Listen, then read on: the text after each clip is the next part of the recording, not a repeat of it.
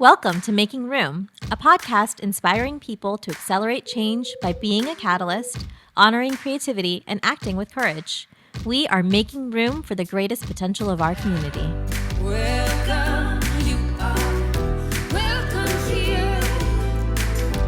Welcome to this open door, dear. Our hands are reaching out for you. The floor is clear and we've made room for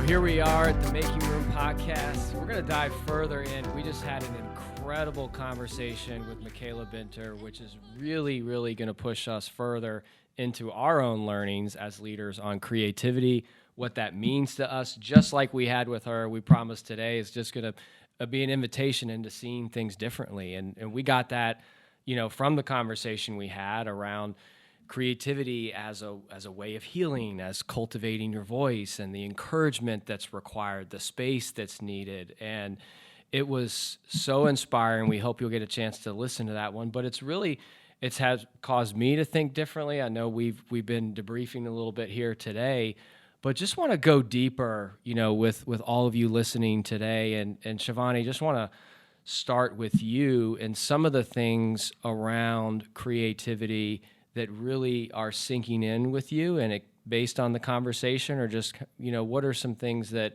are you really processing right now? And as we look at the different ways it can be a part of our lives. Sure. So I agree. It definitely reach out and listen to the episode with Michaela because it was phenomenal. And in the episode, she talks about her story, right? So all of us have these stories of how we got to where we were. And along the way, there were people and inspirations that happen to help us reach our destinations. And she talks about this adopted grandmother that she has, that really encouraged her art process early on in childhood.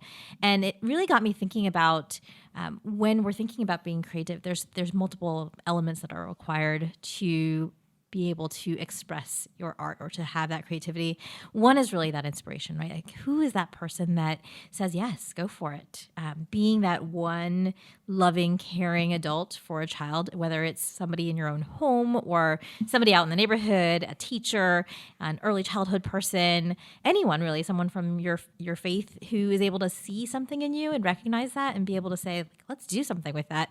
And that inspiration is so huge. But then I also kind of heard that you also have to have tools, right? It's not just about the person, but having that access to resources. And so even when there's an inspiration or somebody that's motivating you and being able to encourage you along that pathway, if you don't actually have the resources at your fingertips, that might not result in the end outcome that you might be looking for. And then also that childlike wonder that often, when we talked about it, Brandon, with you and your story, right, that potentially gets stifled along the way. I remember going to a conference where we were talking about childhood play and how much technology has disrupted that. And this teacher describing, like, she put out little dolls and blocks, and the children just looked at them and stared at them and were like, what do they do? Right. Like, they didn't light up, they didn't move, they didn't talk to them. They had no idea how to play with these things because it was just stifled for so long that we almost had to reteach them that creativity. And so how do we do that without stifling? How do we encourage it and still get all the other things that we need to get done, but encourage the creativity as a path to actually do the additional learning as well? So that really struck me as kind of something that's really challenging. There was a girls' night that I did a long time ago. It's been a few years. Moms that are young children just trying to get out and have a little piece. And we ended up doing a paint night, but it was not your typical paint night. And it troubled all of us because we were all like type A type personalities, like needed rules. And this artist, Kent Youngstrom, he brought us into his studio and gave us blank canvases and access to everything in his studio. All the paints, all the colors, all the tools. And he had some of his own art up on the wall. He does this kind of inspirational words on top of the art that he creates. And he said, go. Wow. No rules. Nothing. No guidance. Yeah. He just kind of let us start. And, we were like, what are we doing? Like, where's the paint by number and the thing that we're supposed to copy? And without those rules, but all access to tools, it was very frightening, right? Because we had no idea what we were going to do. We had no ideas, no plan, and we just started paint on canvas and just kept going and going. And every once in a while he'd come by and like throw a splash of paint on our art. Right. And we're like, what? That wasn't part of the plan, but I guess it's part of the plan now. And he would just make it better by like his own vision. But we all came out of it with these amazing pieces. And the one friend that I remember, you know, her kids were young. She had this art piece and it was just full of chaos, colors everywhere, splatters, everything, like every color imaginable, you know, including her kids' favorite colors. And in a tiny little corner, it said serenity. And she's like, this is where I find peace in the chaos of my space. Right. But for her, like, again, no plan. It's just what happened. So I mean, I just love that story because it's there. It's all within us, right? We didn't have a plan. None of us are artists per se, but it comes out. That is great. So there's a lot there that also resonated with me, and I will. It's just Michaela's an impressive person. Just all the things that she mentions in the episode that she's doing and coming up. I don't know how she does it all. So definitely encourage everyone to listen to that episode. But one of the things I was reflecting, and hopefully this podcast generates some of this self-reflection as part of this, and what you can take away from it, was going back to our discussion of. When I wanted to be an artist when I was a kid, and someone said, how are you going to make money being an artist? You can't do that. And just the difference in that conversation, or if they said, oh, yeah, you can be an artist, and let me take you to Borders or whatever the store is and give you the tools, right? Like how much that shifts the path. And then, Shivani, something you mentioned that I know John and I have talked before about these small little moments that an adult can make in a kid's life. And so I had it when my high school English teacher, which I don't know if you can tell this. Sometimes it happens before the podcast. I was a bit of a class clown. But she knew I had like potential, and she was like, and she let me go through a whole year. I didn't think she liked me at all. But in my yearbook, she wrote, you have amazing potential. I just hope one day I get to see you use it. And just that sentence, like that has powered me for like the rest of my life. Like I took it to college, and whenever I like doubted or had thoughts, like I pulled it out. And so just those small little moments, I think, can just encouraging a kid. And so when I was listening to Michaela, I thought about all the keys of success that kind of fell into place for her, right? Like, so she had that person encouraging her along this path at the beginning. Then she goes to a place like Davidson where she has access to all the tools and the learning, the education, the subject matter experts who can pour into her. And then after that, you have support from adults in the community that said, I see what you're doing. I give you this space. Do whatever you want. I mean, she mentioned in that where she had this idea that she proposed to her boss, and her boss was like, well, go do it. And I think we have very few of those moments where we're given a blank canvas to just operate. And so I'm going to bring it back to kind of the community when we're thinking about solving these problems. And that's what we talked about in the very first episode of the pilot. Can creativity be used as a way to solve our community's problems? A lot of times everyone said, oh, well, we don't have bold solutions. We just do the same old thing. And it's like those kids with the blocks. You stifled it all this way along, and then you're like, here's a bunch of problems. Figure out how to solve them. And you're like, well, where's my teacher? Where are the rules? Where are the rules? Well, we can't do that because we're not allowed to do that, right? We can't throw the blocks out the window. And so that's really just sort of it. And so having that freedom to make those bold choices, to experiment, which Michaela talked about, I thought that was good. So that's what I took away. Yeah, and I love that you brought up, of course, your English teacher again. And I think we could have figured out that you could have been a class clown. you were a little, got to shake things up a little bit. That's right. Yeah. Every once in a while. I love it. And something that really hit home for me is that sometimes I think when you have that person who, you said the word sees you, sometimes I think that's even more powerful than love. Right. I see you. Yeah. And I see what you're capable of.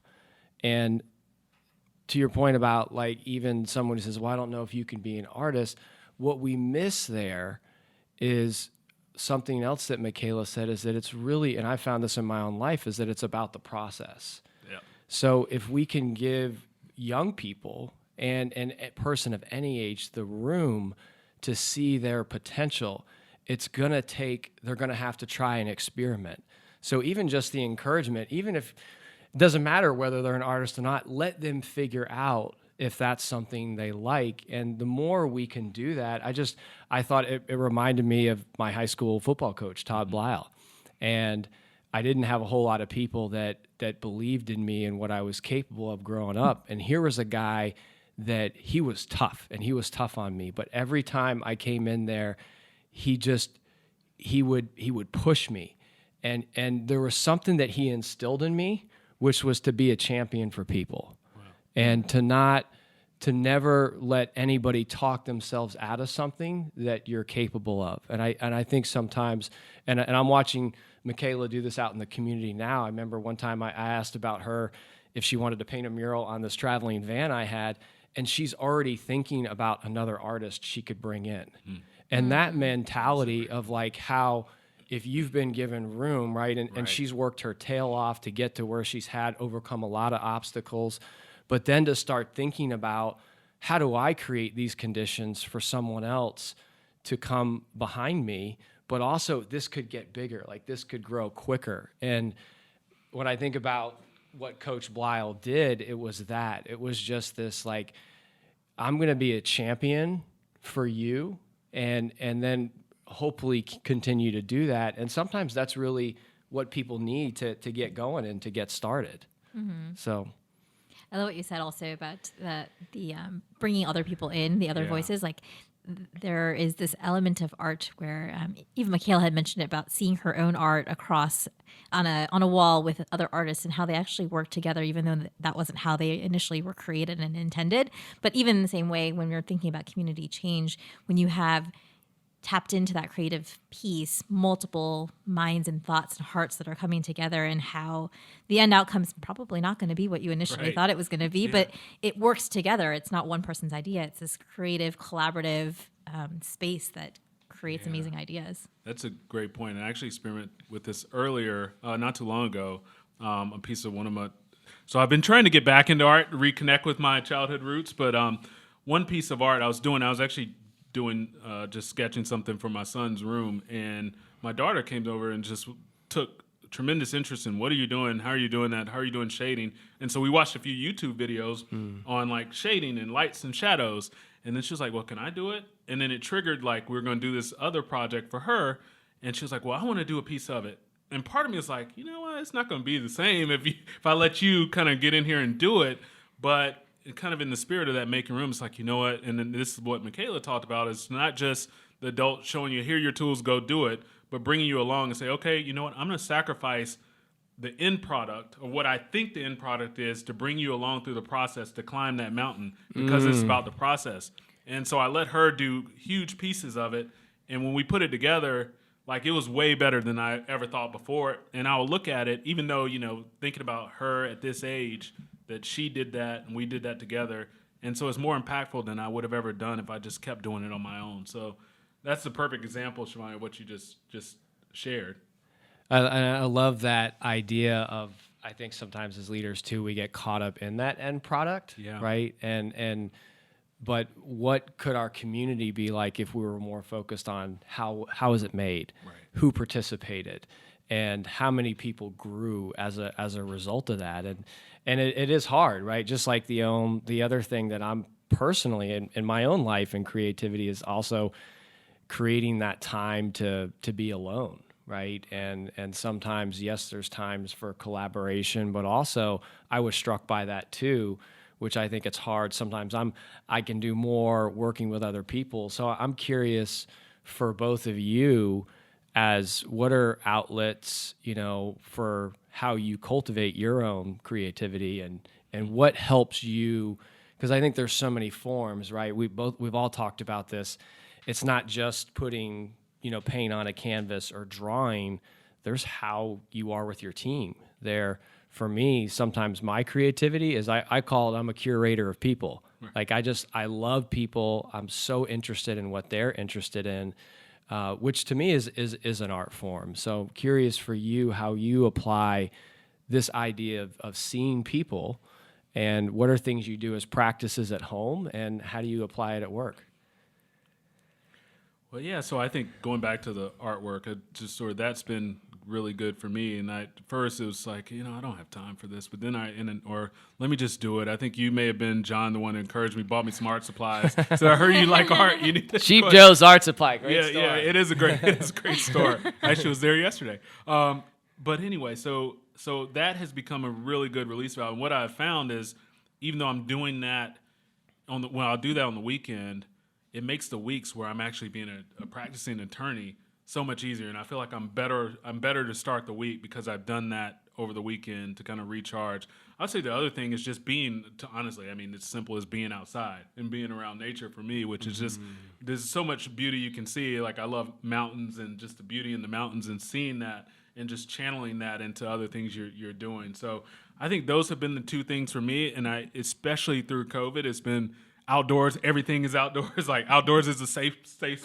And so just being outdoors, I think it created this appreciation. Even when you look at restaurants, like we're going to go to a restaurant. Do they have an outdoor patio? Nope, not going there. so it's been great. So I'll add that. Yeah. I mean, I think for me, again, creating that space and time between being a physician, being a mom, being a wife, trying to do all the things, that time is really hard to find. But when I do find it, I end up doing things that create, right? So we've talked about cooking. I love to cook. And when I'm at peace and I can Still like waiting do on it. that meal. I know. When I can do it in the ready. kitchen by myself. Just the other night, I was cooking for my father-in-law's birthday and everyone kept saying, look, we can help you in the kitchen. I was like, no, I just need the kitchen to myself. Right. And I'm going to chop. And it's like, there's a beauty in that, right? Like chopping the vegetables, gardening last spring, I guess, when I had a chance to have a couple days at home, really getting in the garden, like exploring like just an eggplant. Like the eggplant is a beautiful vegetable. And so being able to kind of see that. And then I brought my doodles. So I was telling you the other day,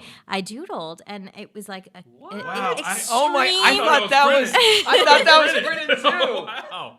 Oh my gosh. It's a form of healing. It's a form of is catharsis, awesome. and just being able to sit there and do these like super detailed, That is intricate amazing. designs. To your point about doing it with my daughter, like she was sitting next to me, she's like, "Can I do that?" And of course, I was like, "But not on my painting. Don't, okay." I ended up buying her a different notebook, and she was just sitting right next to me, and she will copy and doodle, and she's just figured it out as well. But creating has been so helpful, and while it has no there's no message there, but it was just a form of art. I don't buy it. I literally thought that was a I thought it was purchase design. journal with a Printed design. design, No. computer generated. I bet it. I'm curious. I know the What viewers- does it mean? It does. I don't know. No? You'll have It's to look just at it a a little design, deeper. right? I Yeah. did do. I used to do words too. I was like, I could do logo design. Okay. Be Well, fun, I know people listening can't see this, but it is an amazing design that maybe you have to put up somewhere. But it is. Well, you know what? Can we take some pictures? Of and course, show of the course, listeners? yes, But we've got for sure. words in different fonts. Tell us about what Yeah, you did so my here. husband was trying to create a business, and I was helping him with his logo design, but trying to add a little Indian element into it as well. yeah. Oh my gosh! Wow, No, that's I love that because I think even as we talk about and see the way you create or express, there is something that is rejuvenating about that. You talked about agreed. nature, Brandon. That's a big thing for me, and I love that because the other part about creativity that I think sometimes we're not talking about in the community is it as a form of healing, right? As a recreating ourselves and recreating and expressing. And so I think this is another one of those forms. For me, it's sometimes when I sit down and write, and there's a quote that I love from Julia Cameron, and she says, she wrote The Artist's Way, that I believe that what we want to write wants to be written.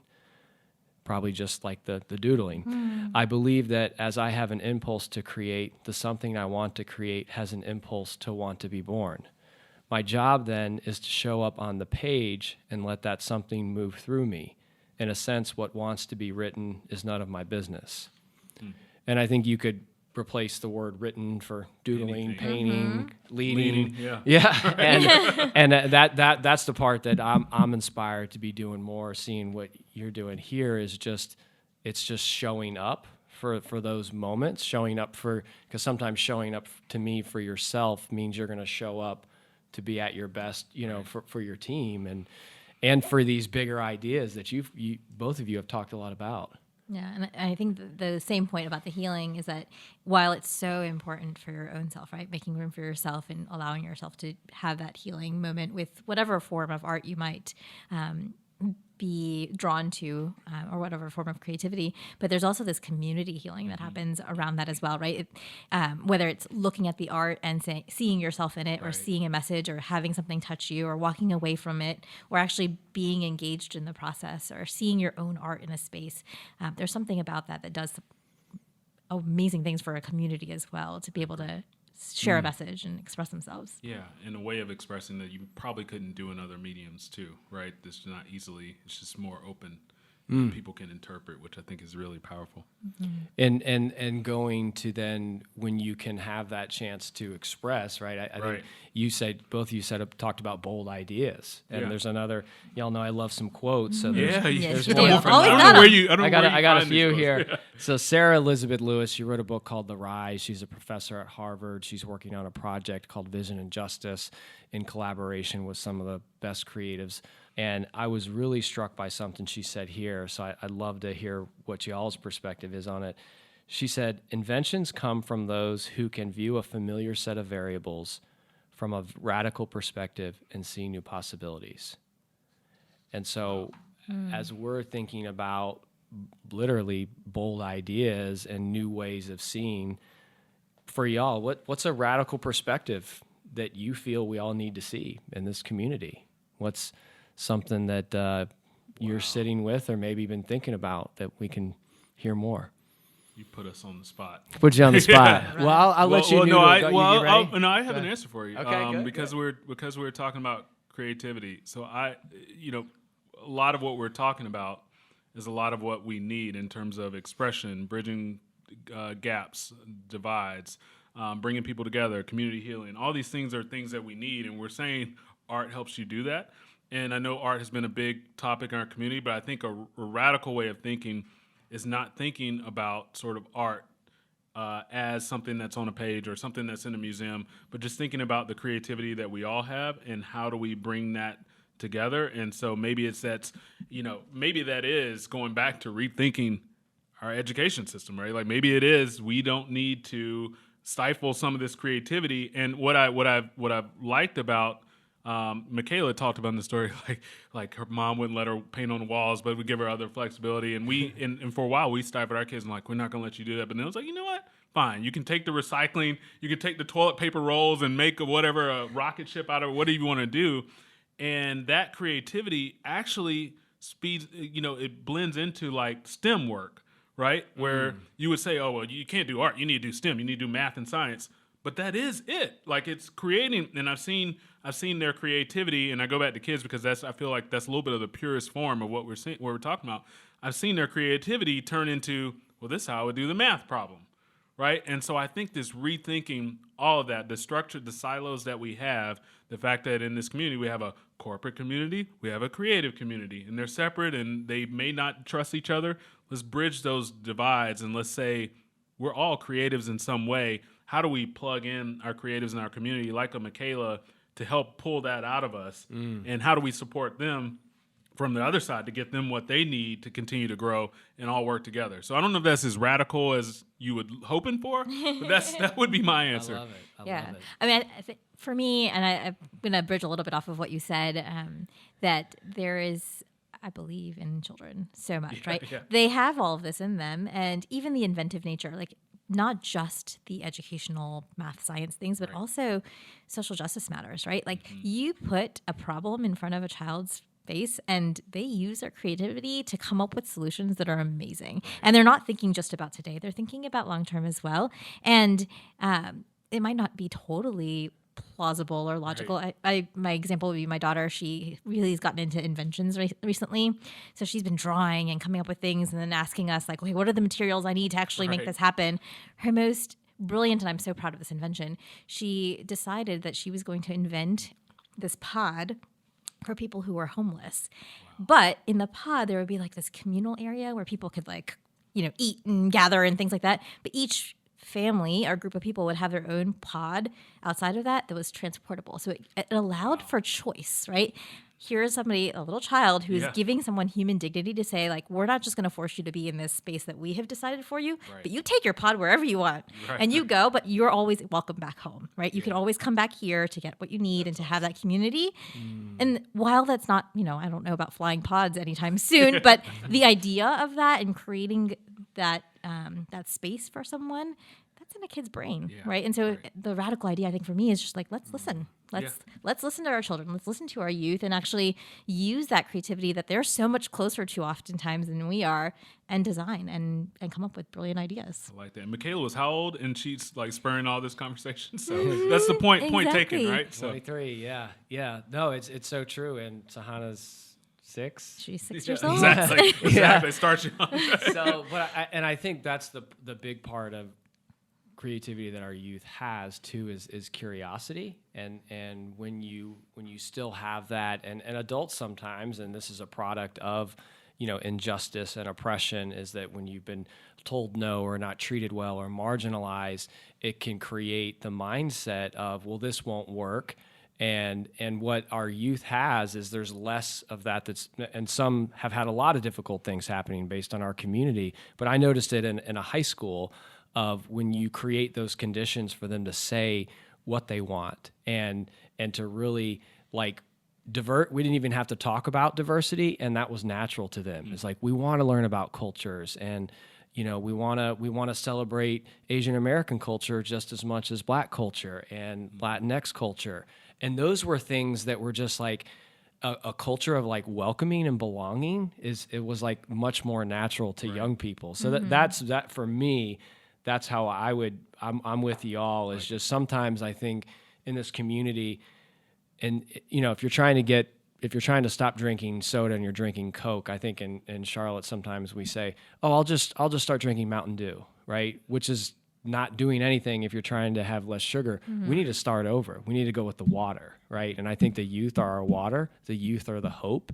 And if there were some ways that we just completely changed how we, quote, evaluate students in education, and we honored curiosity and exploring versus, so many of these different test scores. There's a lot of work to be done, a lot of good people working on it, but that's part of what we want to spark here. We hope, as you've been listening today, that there's something you're going to make room for in what you create and what you honor and the gifts and innate talents that you have in yourself. So as we close out here today, I'd love to hear from each of you.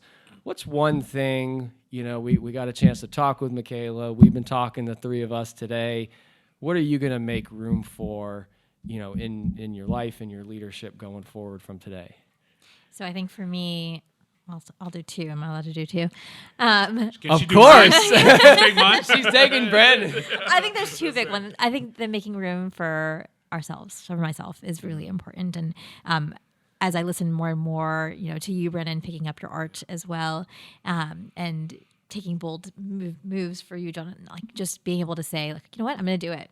Right? I can find time. I can find 5 minutes a day to do something that really is meaningful and allows me to tap into some of that creative energy that I've had. And then 2 is, I love the idea of just being a caring adult. And while as a pediatrician, I see kids every single day, I think for me, being more intentional about the questions that I ask and the encouragement that I'm offering in that moment, right? I might not see them again for a little bit until their next checkup, but asking hey, what are you into? What makes you so proud? What are you really good at? And encouraging that thing, because maybe I'm the only person that's ever asked them. Wow. That's awesome. It's hard to follow that, but I'm going to steal one of Shivani's in making room for myself. I actually think that's really important, and we haven't talked about that before. But I do think, in order for me to be my best, to bring my best self to wherever I'm going, I have to be at my best, and I have to have recharged battery. And so coming out of COVID, where I think so many of us have felt like we've given so much, well, a lot of us have been alone, so I don't want to overlook that, but I feel like some of us have felt like we've given so much, whether it's schooling at home or being cautious of grandparents and not wanting to, just thinking through so much. And I think recharging the battery and making room for yourself, and also making room for yourself to make mistakes and be okay with that. I think that's a big takeaway. The other thing I would say is the part where Michaela talked to her boss still stands out to me.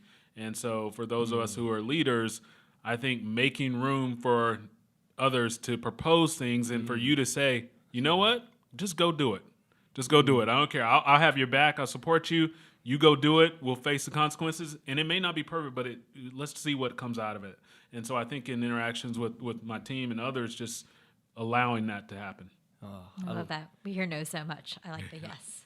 Well, first one, and Brandon, you might want to participate in this. I'm making room for a dinner in my I thought schedule. singing. From I thought Shivani. singing. I thought singing. Yes, I will make room for dinner. Yes. Yes, Let's do it. There's days that I will be open just in case Shivani. I will So you're not a neighbor anymore. You can't just I smell through the know walls. y'all don't know Shivani. anytime. She is a chef her food is amazing. So I'll make room for that too. yeah, he's got and I'll save room. Yeah, that's right. Coming Save up. room, exactly. Save room. Yes.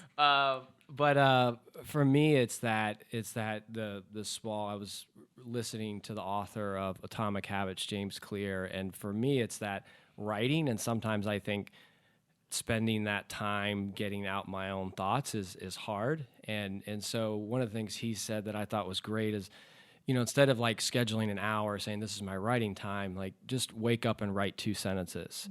And I just like that idea. So now you're building this sort of story that I'm a writer, and you got to have evidence of that. So that's something for me is in particular. And as I go, Brandon, I like what you said. I'm gonna borrow one of yours. Sometimes when I'm facilitating in these programs is just being willing to let go more and more and say, hey, this is your part. I can't wait to see what you come up with, right? I trust you to totally take this on and honor how you might do it, even though it's different from mine, which isn't always easy for me. So what a great conversation. Thank you all. We thank Michaela for sparking such an inspiring, deeper look into creativity, and we just look forward to the next time we get to talk with y'all on Making Room. Indeed. Thank you. Thank you all. We invite you to continue making room with us. You'll find this episode and all of our exciting and meaningful conversations on Apple, Spotify, or really anywhere you choose to listen to podcasts. Join the Making Room movement and get more info at makingroomwithus.com or follow us on Instagram at Making Room With Us. Thank you for showing up for us and each other. Until next time. You are wonderful and full of truth, just as you are.